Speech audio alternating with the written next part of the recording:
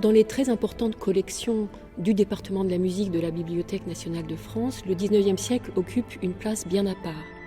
Au sein de cette collection, on peut dire que la collection berliosienne que nous possédons est la plus importante au monde.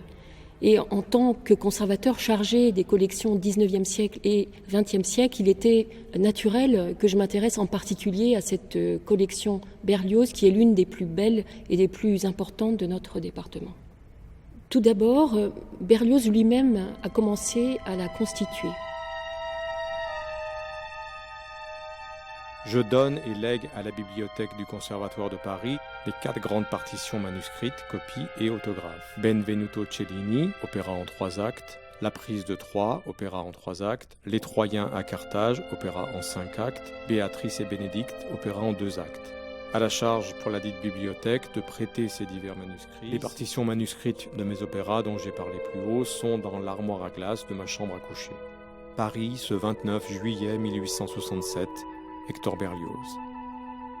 Donc aujourd'hui, les manuscrits que Berlioz lui-même a déposés à la bibliothèque du Conservatoire sont forcément au sein du département de la musique de la Bibliothèque nationale de France. Une autre origine de la collection Berlioz du département de la musique, c'est encore Berlioz lui-même qui l'a constituée en faisant don de son vivant en 1863 à la bibliothèque de la Société des concerts du Conservatoire de l'ensemble des partitions séparées d'orchestre, gravées ou manuscrites qu'il possédait. Une autre origine est celle d'un grand collectionneur, Charles Malherbe, qui en 1911 a fait don de toute sa collection à la bibliothèque du Conservatoire. Et dans cette collection figuraient des manuscrits extrêmement importants de Berlioz, dont celui de sa première symphonie, la symphonie fantastique. Un autre collectionneur, Richard McNutt, en 2003, a vendu à la Bibliothèque nationale de France sa collection entièrement consacrée à Berlioz cette fois. La collection Berlioz comporte des documents extrêmement divers, mais leur point commun est que tous témoignent d'un épisode de la vie de Berlioz ou d'un épisode de sa vie créatrice.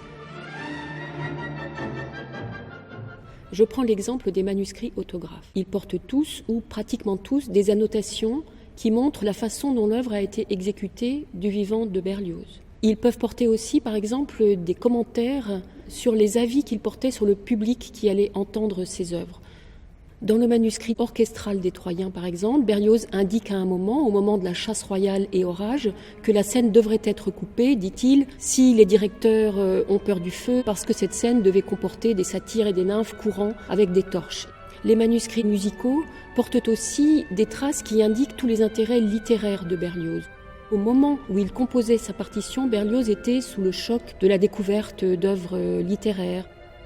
En ce qui concerne les Troyens, on connaissait l'existence du manuscrit autographe de la version chant piano des Troyens, puisqu'en 1905, un musicologue en avait parlé. Mais depuis 1905, ce manuscrit avait complètement disparu. L'année dernière, ce manuscrit est miraculeusement réapparu chez un collectionneur privé. Nous avons réussi à le faire classer trésor national et il a pu être acquis grâce au mécénat. Nous sommes très heureux aujourd'hui, au département de la musique, d'accueillir ce manuscrit qui ainsi rejoint le patrimoine documentaire français en faisant partie de la plus grande collection berliozienne au monde.